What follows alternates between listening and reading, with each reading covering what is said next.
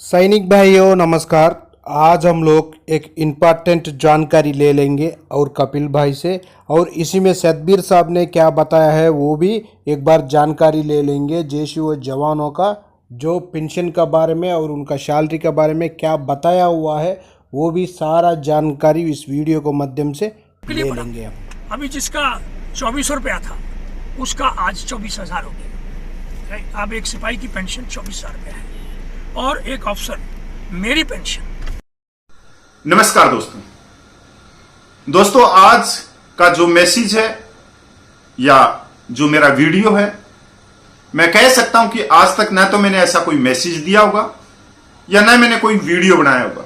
जो आज का जो वीडियो और मैसेज है वो सबसे ऊपर होगा। दोस्तों, आज का जो मेरा मैसेज है वो 28 लाख पूर्व सैनिकों की आंखें खोलने वाला होगा। और मैं दरखास्त करता हूं जो मेरे विरोधी हैं कपिल फौजी के या सबका सैनिक संघर्ष कमेटी के, खासकर मैं उनको कहना चाहता हूं कि आप अंत तक मेरे वीडियो को देखें। दोस्तों, एक नाम को आप भली भांति जानते हैं जिनका नाम OROP से जुड़ा है, वे हैं माननीय मेजर जनरल सतबीर सिंह साहब। अभी 3-4 दिन पहले वो जंतर मंतर पे आते हैं और जंतर मंतर पे वो केंद्र सरकार का धन्यवाद करते हैं कि OROP दी और अच्छी खासी पेंशन में बढ़ोतरी हुई। उसके बाद में उनका जो आगे वक्तव्य चलता है उसमें उनकी जो प्रश्नों की बौछार होती है वो सीधे टारगेट करती है सबका सैनिक संघर्ष कमेटी के जनरल सेक्रेटरी नायक हरपाल को, और वो सीधे नाम ना लेके वो कहते हैं कि पूर्व सैनिकों को गुमराह किया गया है, बरगलाया गया है। और इन्हीं के साथ में वो 4 प्रश्नों का जो जवाब देते हैं उसमें OROP में जवानों को हुआ जबरदस्त फायदा, पहला। दूसरा प्रश्न वो कहते हैं झूठ बोलते हैं कि सेवन पे कमीशन में 2.81 का फार्मूला मिला। तीसरा प्रश्न उनका होता है कि MSP ज्यादा होनी चाहिए पर बराबर नहीं होनी चाहिए। चौथा प्रश्न में कहते हैं स्टेटस जो हमारे जूनियर कमीशन ऑफिसर हैं, सूबेदार ऑनरेडी, उनका कम किया गया। दोस्तों, मैं जो उन्होंने प्रश्न किए मैं उनका सबूतों के आधार पर आप लोगों के सामने फैक्ट रखूंगा, कागजों के आधार पे। और मैं उनके जो प्रश्न हैं मैं उनकी क्लिप भी इस वीडियो के बीच में जोड़ूंगा और लास्ट में अपना उनके प्रश्नों का मैं उत्तर दूंगा। तो पहले आप छोटी सी एक क्लिप देखें। के लिए पड़ा अभी जिसका 2400 रुपया था उसका आज 24,000 हो गया। अब एक सिपाही की पेंशन 24,000 रुपया है और एक अफसर मेरी पेंशन, एक जनरल साहब की पेंशन 11,700 थी, केवल 11,700। कब? 2003 में जब मैंने रिटायर हुआ। आज मेरी पेंशन उसी परसेंटेज से जो जवान की। दोस्तों, मेजर जनरल साहब ने जो कहा वो आपने सुन लिया। अब इसका फैक्ट क्या है? उन्होंने कहा कि 2006 से पहले सिपाही की जो पेंशन थी वो 2400 रुपये थी और मेजर जनरल साहब की जो पेंशन थी वो 11,700 रुपये थी। ये उन्होंने कहा। उसके साथ में उन्होंने कहा कि आज जून 2024 में सिपाही की जो पेंशन थी 2400 से बढ़कर 24,000 होगी और मेजर जनरल की पेंशन 11,700 से बढ़कर 1,07,000 के करीब होगी। यह उन्होंने अपना फैक्ट बताया। यहां पर सबसे पहले बात तो यह है कि जो हमारे मेजर जनरल सतबीर साहब हैं वो अंधेरे में नहीं, खुले में झूठ बोल रहे हैं और उस जगह पे बोल रहे हैं जहां पर लाखों देश के नागरिक अपनी समानता और अपने जायज हकों के लिए वहां हुंकार बरते। अभी फैक्ट यह है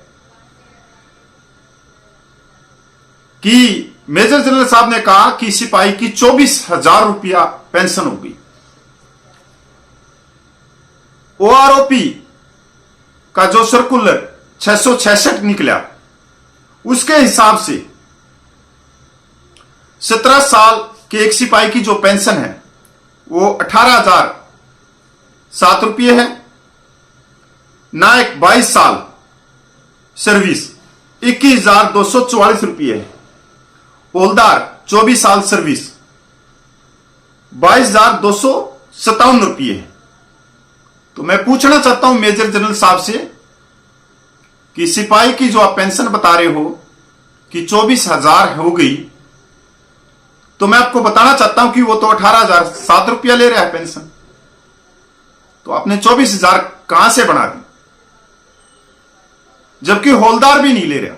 और भी छोड़े, अगर हम मेजर जनरल सतवीर साहब 28 साल के सिपाही की बात करें तो उसकी भी पेंशन 19,770 रुपये है।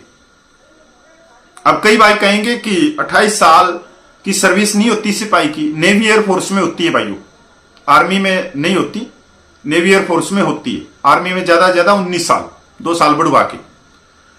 तो जो मेजर जनरल साहब ने बताया कि एक सिपाही की 24,000 पेंशन होनी थी, यही हम कह रहे हैं कि एक सिपाही की 24,000 पेंशन होनी थी, पर क्यों नहीं हुई। तो चलते हैं थोड़ा सा और पीछे। आपने जो सिपाही की 24,000 पेंशन बताई और आपने कहा कि 2006 से पहले वाला सिपाही 2,400 रुपये ले रहा था पेंशन। मानिए मेजर जनरल साहब, जो 2006 से पहले सिपाही 2,400 पेंशन ले रहा था, उसकी 50% भी पेंशन नहीं थी। उसकी जो 50% पेंशन हुई वो 568 सर्कुलर 2016 में हुई। अगर आपकी 11,700 से बढ़कर 1,07,000 रुपये पेंशन हो सकती है, तो उस सिपाही की 2,400 रुपये से बढ़कर 24,000 क्यों नहीं हुई। आपने दूसरा वाक्य कहा कि इसमें सबसे ज्यादा फायदा जवानों को हुआ। बिल्कुल गलत बोल रही, जवानों को कोई फायदा नहीं हुआ इसमें। जवानों को फायदा होया 568 सर्कुलर से, खासकर सिपाही से हवलदार को। इसमें जो फायदा हुआ वो फायदा हुआ जो अपर रैंक है, जो ऑफिसर रैंक है, उनको फायदा हुआ। मैं आपको बताना चाहता हूं, ओआरपी के सर्कुलर 555 में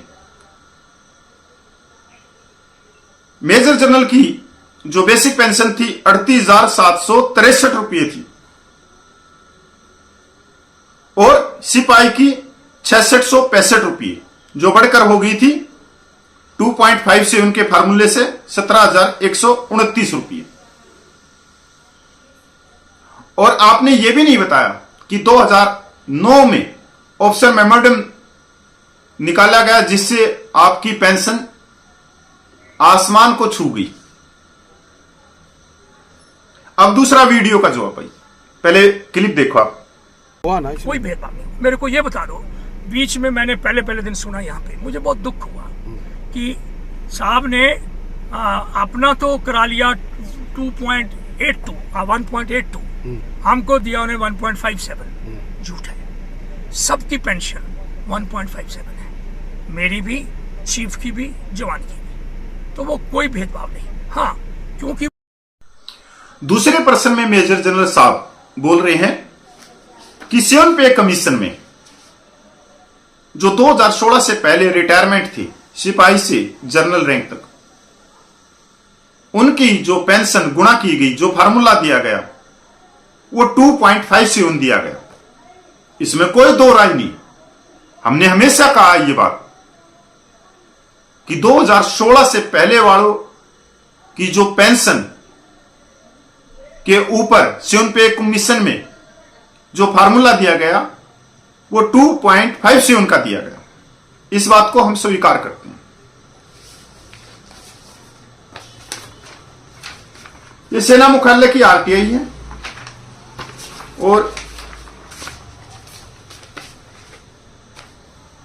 ये टेबल नंबर 4 है सेवन पे कमीशन की। इसके अंदर किस रैंक को क्या फार्मूला दिया गया है पूरा लिखा हुआ है। अब सवाल मेरा आपसे, 2016 के अंदर सेवन पे कमीशन आया और जो सर्विस कर रहे थे मेजर जनरल साहब, उनके वेतन पे क्या फार्मूला लग गया? क्या 2.57 का या 2.72 का? दोस्तों, इसको समझने की जरूरत है कि कौन गुमराह कर रहा है, कौन बरगला रहा है। 2016 से पहले जो पेंशनर थे, सिपाही से लेके जनरल तक, उनको जो फार्मूला दिया गया वो 2.57 का, और जो सर्विस कर रहे थे उनके लिए अलग फार्मूला अपनाया गया। अगर हम एक जो सर्विस कर रहा है ग्राउंड के ऊपर, उसके वेतन को किस फार्मूले से गुणा किया या क्या फार्मूला दिया गया, तो उसको जो फार्मूला दिया गया वो दिया गया 2.72 से उसके वेतन को मल्टीप्लाई किया गया। आप बताओ मेजर जनरल सतवीर साहब, मैं गलत बोल रहा हूं, ठीक बोल रहा हूं? अब आगे सुनो कि जब यह फार्मूला दिया गया तो उन्हें किसी ने भी, क्योंकि मेजर जनरल साहब भी एक संस्था चलाते हैं मूवमेंट, उन्होंने विरोध नहीं किया। विरोध क्यों नहीं किया? कि उनको पहले से मालूम था कि ओआरओपी का रिवीजन 5 साल के बाद में होगा जुलाई 2019 में, और ओआरओपी की परिभाषा यह है कि नई वाली जो पेंशन है वो पुराने वालों को पास करनी। अब जिसको 2016 में जिस मेजर जनरल को जो सर्विस के दौरान था, उसको जो फार्मूला मिला 2.72 का, और वो 2018 में रिटायरमेंट आ गया, और जुलाई 2019 से ओआरओपी रिवीजन होनी थी, तो उसके अंदर जो मिनिमम मैक्सिमम का जो साल लिया गया वो 2018 का लिया गया। 2018 में जो मेजर जनरल जो सर्विस से रिटायरमेंट आया, तो उसको जो फार्मूला मिला था 2.72 का मिला था। वही पेंशन पास कर दी किसको? मेजर जनरल सतवीर साहब को। अब बताओ सतवीर साहब कि आपको जुलाई 2019 के अंदर जो रिवीजन हुआ उसमें कौन सा फार्मूला मिला? 2.57 का या 2.72 का? अब 2.81 किसको मिला था? 2.81 मिला था वीकोस को, vice chief of the army staff को, 2.81 का। क्योंकि जो कैबिनेट सेक्रेटरी होते हैं या दूतावास के उच्चायुक्त होते हैं या जो फुल जर्नल होते हैं, उनकी पे पेंशन फिक्स होती है पे कमीशनों में। तो ये आपका दूसरा झूठ ये है, और ये कागज देख लो, आप दिख रहे हो तो। बराबर के लिए कभी भी मैंने लिखा, क्यों कि अब सुनिए, बराबर वर्ड होता ही नहीं है, क्योंकि जब मैं नॉट इक्वल, जब मैंने सरकार को लिखा तो यहाँ जो उस वक्त जो ये बनाते हैं पॉलिसी वाले, एक सिविलियन मेरे घर आया वैसे मिलने के लिए। तो सर आपके हिसाब से इक्वल होनी चाहिए, नहीं होनी चाहिए? एक मिनट सुनो, एक पहले आप सुन लीजिए। आप जो ये कहते हैं, या मेरे जवान जेसीओ जो बहकाए गए हैं, वो कहते हैं कि ये जो है इक्वल सेम बात ऑफिसर को मिली है, हमें जो उसको मिल रही है हमें मिलनी चाहिए। बात ये आ, देखो, एक जो जवान जेसीओ ऑफिसर एक एनवायरनमेंट में काम करते हैं, वो बात सही है। लेकिन एक कमांडिंग अफसर है या आपका कंपनी कमांडर है, जो उसके धड़कन जो दिल की है, उसकी रिस्पॉन्सिबिलिटी है। अगर एक आदमी भी चला जाए, पाकिस्तान मार जाए, तो उसका बेड़ा उसके ऊपर कितनी तोहमत लगती है। इसी तरह हर लेवल पे डिफरेंट है। जब मैंने उनसे पूछा कि आप किस फैक्टर के ऊपर कवर करते हैं, क्या सिर्फ जहाँ सर्वे कर रहे हैं उसके लिए, तो आपके हिसाब से नहीं, आपके हिसाब से मिलिट्री सर्विस पे इक्वल नहीं होनी चाहिए? सुनिए मेरी बात, मैं ये नहीं कहूँगा कि नहीं होनी चाहिए, मैं ये कहूँगा कि जो फर्क है 5,200 और 15,500, वो ज़्यादा फर्क है और जवान के साथ अन्याय है। मैं कहूँगा कि जवान और जेसीओ की पेंशन बढ़ोतरी होनी चाहिए, सरकार रीजनेबल बढ़ोतरी करे, जो ज़्यादा से ज़्यादा कर सकती है। मैं ये खुश होऊंगा कि वो बिल्कुल ऑफिसर्स के जितना नज़दीक ले जा सकती है ले जाए। और सरकार, मुझे खुशी, सुनो, मेरे को खुशी होगी अगर अब तीसरे प्रश्न में मेजर जनरल साहब कह रहे हैं मिलिट्री सर्विस पे ज्यादा होनी चाहिए पर बराबर नहीं होनी चाहिए। वो स्वीकार करते हैं कि सिपाही से लेके जनरल तक एक ही वातावरण में रहते हैं, एक ही कठिनाइयों में रहते हैं और जो सैनिक जीवन के अंदर जो भी कष्ट होते हैं सबको एक समान मिलते हैं। इस बात को तो स्वीकार करते हैं, पर मिलिट्री सर्विस पे कोई ये नहीं करे कि ये बराबर होनी चाहिए। ये कहते कि बराबर का कोई शब्द ही नहीं है। देखो, मेजर जनरल सतवीर साहब की डिक्शनरी में नहीं होगा बराबर का शब्द, पर बराबर, सम्मान और समानता, ये तीनों पर्यायवाची शब्द हैं, एक ही है तीनों। पहली बात तो आप मिलिट्री सर्विस पे के बारे में सुन लीजिए। मिलिट्री सर्विस पे के बारे में बताना चाहूंगा कि सबसे पहले 2006 में छठे वेतन आयोग ने मिलिट्री सर्विस पे की सिफारिश की थी, जिसको उस समय केंद्र सरकार ने मानकर लागू कर दिया। मिलिट्री सर्विस पे यूरोप देशों में दी जाती थी, जिसको देखकर भारतीय सेनाओं के ऑफिसर ने मिलिट्री सर्विस पे की मांग की थी। आज तक जितने भी पे कमीशन बनाए गए सब में सेना के ऑफिसर को ही नियुक्त किया गया था। और जब छठे पे कमीशन ने मिलिट्री सर्विस पे एमएसपी को लागू करने की सिफारिश की तो वह हैरान करने देने वाली थी, क्योंकि छठे पे कमीशन ने सिफारिश की थी कि मिलिट्री सर्विस पे जवानों को 1,000 रुपये और ऑफिसर को 6,000 रुपये महीना दी जाए। लेकिन वन क्लास सिविल ऑफिसर ने इस पर ऑब्जेक्शन किया।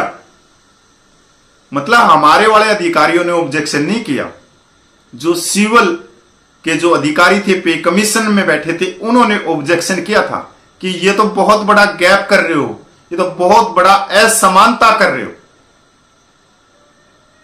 ऑब्जेक्शन किया था कि जिन यूरोपियन देशों की तर्ज पर हम मिलिट्री सर्विस पे लागू कर रहे हैं, वहां तो मिलिट्री सर्विस पे जवान और ऑफिसर को एक बराबर दी जाती है, और हम यहां पर इतना बड़ा अंतर डाल जवान और ऑफिसर की मिलिट्री सर्विस पे में डाल रहे हैं, जो कि उचित नहीं है। उसके बाद केंद्र सरकार ने जवानों के लिए मिलिट्री सर्विस पे जवानों के लिए 2,000 रुपये और ऑफिसर के लिए 6,000 रुपये लागू की थी। अब यहां पर सवाल यह उठता है कि पे कमीशन में बैठे सेना के ऑफिसर को दूसरे देशों में मिलने वाली फैसिलिटी तो चाहिए, लेकिन सिर्फ और सिर्फ ऑफिसर के लिए उन्हें दूसरे देशों में जवानों को मिलने वाली सुविधाएं दिखाई नहीं देती। पे कमीशन में बैठे ऑफिसर सिर्फ और सिर्फ ऑफिसर के बारे में ही सोचते हैं और जवानों के साथ भेदभाव करते हैं। यह कड़वी सच्चाई है। हमारी मांग है कि जिन यूरोपियन देशों की तरफ पर देखकर सेना को मिलिट्री सर्विस पे दी गई है, उन यूरोपियन देशों की तरफ पर ही भारत में भी जवान और ऑफिसर की एक बराबर मिलिट्री सर्विस पे दी जाए। अब ये यहां पर क्या बहाना लगाते हैं, क्या बोलते हैं कि ये कमांडिंग ऑफिसर है, उसकी दिल की धड़कनें बढ़ती रहती हैं, धक धक करती रहती हैं। अच्छा, और जो जवान अपने परिवार को छोड़ के गया है और जो आप लोगों के आदेश को मानते हुए आप कहते हो कि दुश्मन के ऊपर जवाब दो, जवाबी कार्रवाई करो और उसके छाती से गोली निकाल दो, तो हम निकाल देते हैं, क्योंकि आप सब प्रिय, आप आदेश मानना हमारा कर्तव्य है, हम संविधान के दायरे में है। आप ये कहते हो कि दुश्मन की गोली के सामने अपना सीना लगा दो, तो सीना लगा देते हैं। मतलब आप क्या कहना चाह रहे हो? इस पूरे जो आपने ये 1 मिनट से भी कम समय में जो आपने अपनी बात रखी, इसके अंदर आप बिल्कुल साफ कह रहे हो कि बराबर नहीं होनी चाहिए, उनकी अब कर दो। आपने ही कहा पहले के लेटरों में कि जेसीओ रैंक को 10,500 कर दी जाए। मतलब आप कहीं ना कहीं हमारे को बांट रहे थे, अपने पूरे के लिए तो नहीं किया। आप कहना चाहते हो कि जो ऑफिसर है उसका वेतन हम ना मांगे। अरे हमने कभी वेतन मांगा ही नहीं। आप कहना चाहते हो कि ये तो होगा, जो ऑफिसर है, जो जवान है, वो होगा, इतना गैप तो आएगा। आप सीधी बातों में कह रहे हैं। तो मैं आपको बताना चाहता हूं श्रीमान जी कि अगर आप कहते हो कि मिलिट्री सर्विस पे 15,500 बिल्कुल जायज है, तो और भी अलाउंस हैं जो एक समान है। चिल्ड्रन एजुकेशन अलाउंस 2800 रुपये, 2812 रुपये, वो सिपाही से लेके कैबिनेट सेक्रेटरी के बच्चों को एक समान मिलता है। इसमें भी गैप होना चाहिए।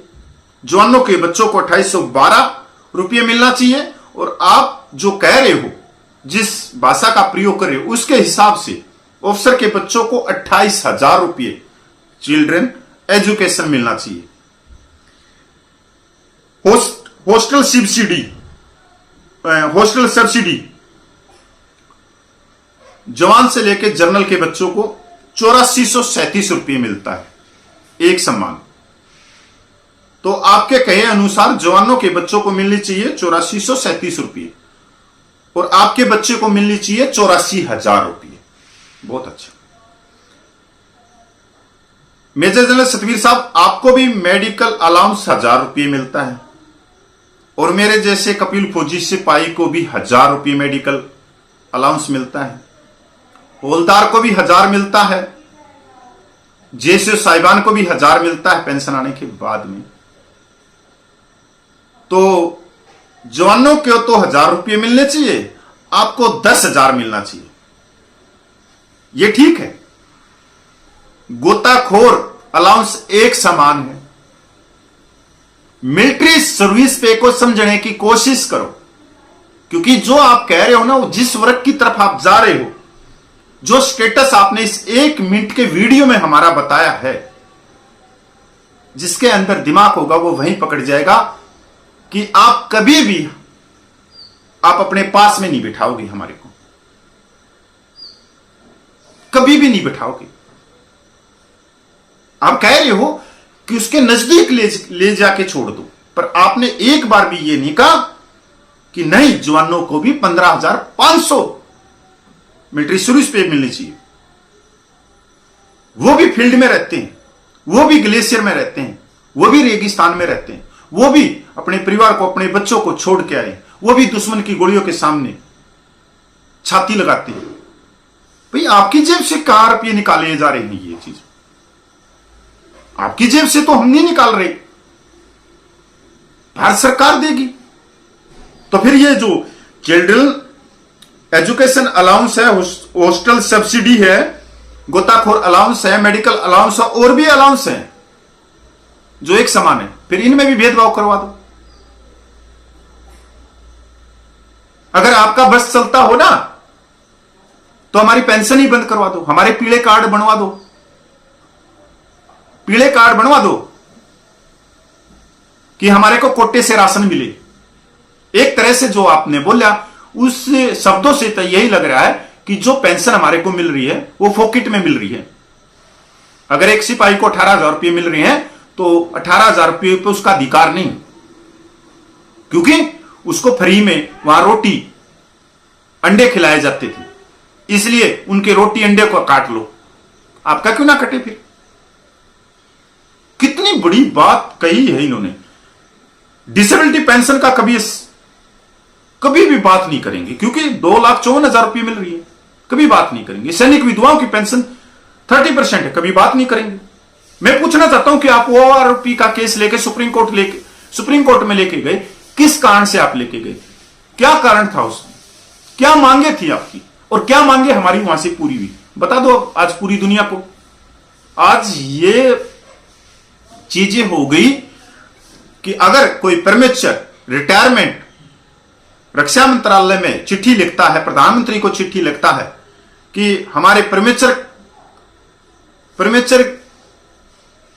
से जो रिटायरमेंट सैनिक आए हैं उनका क्या कसूर है कि उनको वो आरोपी से बाहर कर दिया गया, वहां पे लिखा जाता है माननीय सुप्रीम कोर्ट का फलाना फलाना ऑर्डर नंबर। बताओ, ये चिट्ठी मेरे पास में आई हुई। अब दूसरा क्लिप देखो भाई। इन्होंने कहा कि सूबेदार का ऑनरेडी रैंक का स्टेटस कम हो गया। बिल्कुल, कैसे स्टेटस कम हुआ? और आपने ये बात कह के किसको साधने की कोशिश करी? मैं एक पर्सन आपसे पूछना चाहता हूं, क्या डायरेक्ट सेनाओं में कोई सूबेदार बनता है? ऑनरेडी लेफ्टिनेंट, ऑनरेडी कैप्टन बनता है सिर्फ धर्मगुरुओं को छोड़ के? बताइए आप। सिपाही से ही सूबेदार की सीढ़ियां चढ़ता है। आप सीधे डायरेक्ट कहते हो कि जूनियर कमीशन है, गजेटेड ऑफिसर है, उसका स्टेटस कम कर दिया। जब सिपाही का स्टेटस नहीं बढ़ेगा तो ऊपर रैंक का कैसे स्टेटस बढ़ जाएगा? बताएं इस बात को।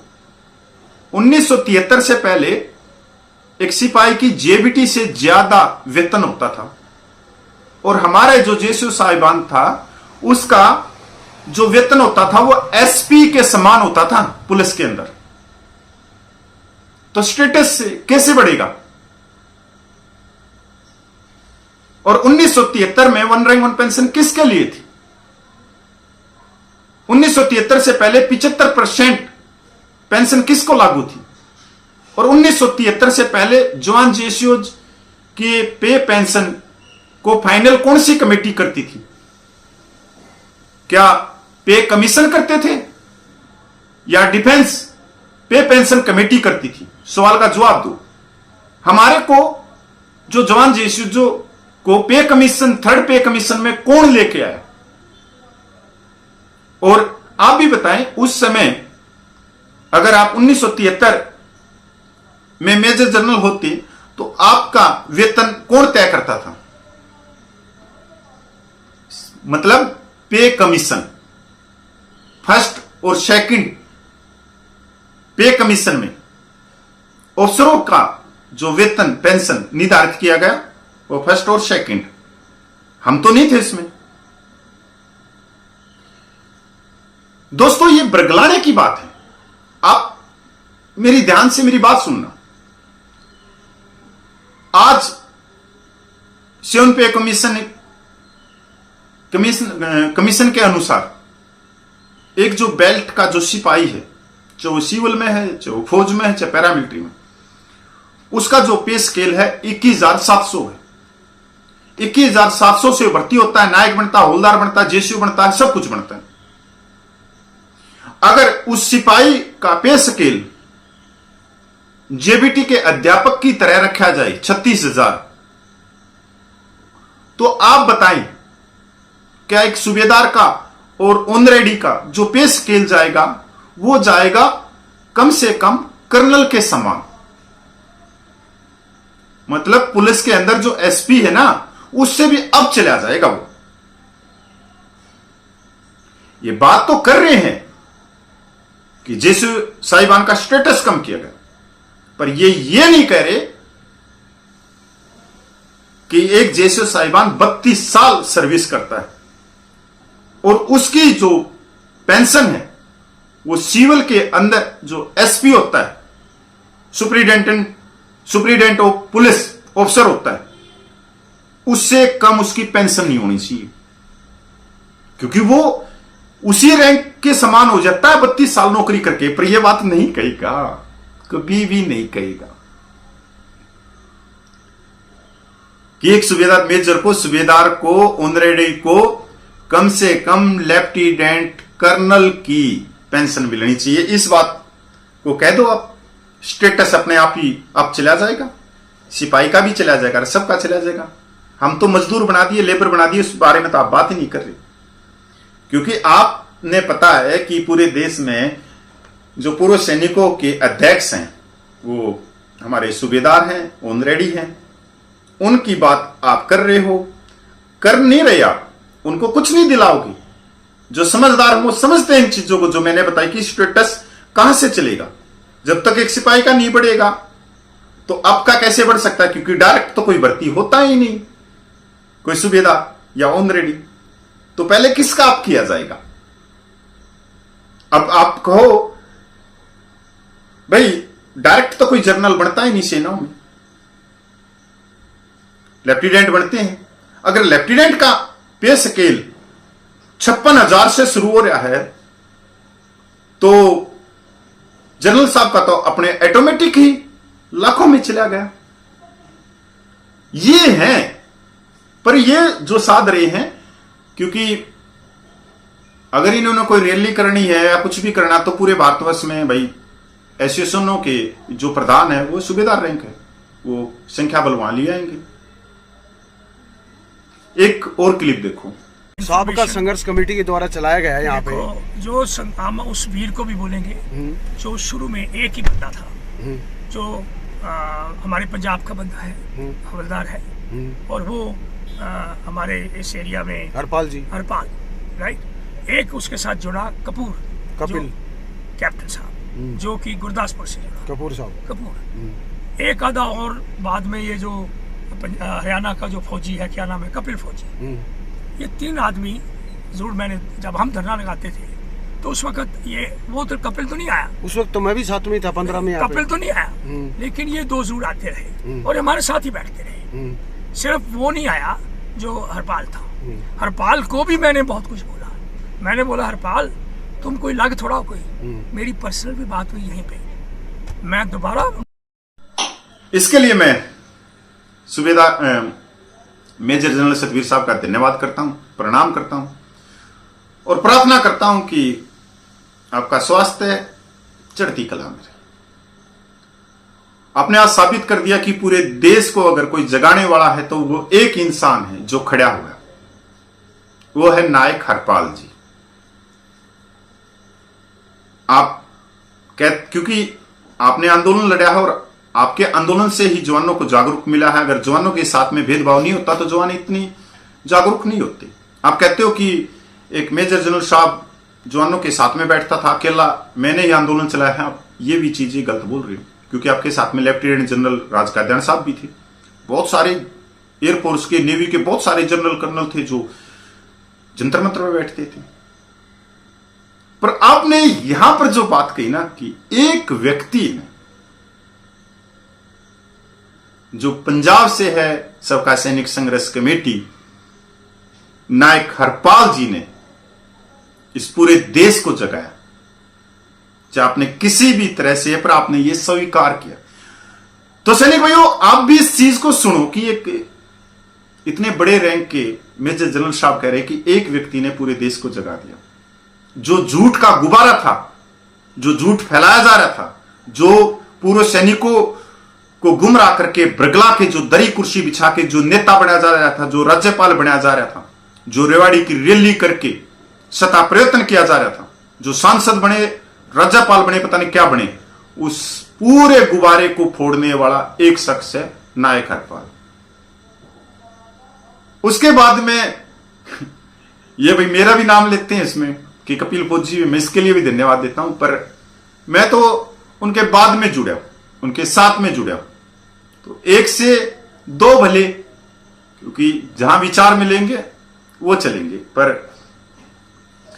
लास्ट में अपने शब्दों को विराम देता हूं। मेजर जनरल साहब ने कहा है कि कोई भी मेरे से बहस कर लो, तो मेजर जनरल साहब में आप तक अगर मेरा वीडियो पूछे तो मैं आप पे नायक हरपाल से तो बहस नहीं कर सकते। क्योंकि पहली बात तो वो बहुत ही स्ट्रांग है इन चीजों में, पे पेंशन में बहुत ज्यादा, और वो स्टीक जवाब देगा तो आप पे घबरा जाओगे, जैसे आप वीडियो में घबरा गए, आपसे बोला नहीं जा रहा था किसी भी तरह से, तो मैं हूं कपिल फौजी, मैं आपसे लाइव बहस कर सकता हूं। आप अगर कहो तो मैं जंतर मंतर पे आ जाऊंगा, और जो भी हमारे पास में सोशल मीडिया उसके माध्यम से कुछ प्रश्न मैं आपसे पूछूंगा, कुछ प्रश्न आप मेरे से पूछ लेना, सबूतों के आधार पर, कागज दिखा के। ये नहीं है कि हमने जुबान से बोल दिया वो ठीक है, नहीं। भारत सरकार के नोटिफिकेशन क्या है कि पिछले सालों में कहां से क्या शुरुआत हुई थी। अगर आप में सच्चाई का दम है तो मेरे को मैसेज कर देना। अगर लाइव आप डिबेट करना चाह रहे हो पूर्व सैनिकों की जायज मांगों के लिए, तो मैं आपको चैलेंज देता हूं, इसी कपिल फौजी यूट्यूब चैनल पे आपको जोड़ूंगा और सबूतों के आधार पर सम्मानित तरीके से, शिष्टाचार से आपके हर सवाल का जवाब दूंगा, और आपसे भी उम्मीद करता हूं कि आप हर सवाल का जवाब बड़े ही सबूतों के आधार पर आप दोगे। जय हिंद, वंदे मातरम।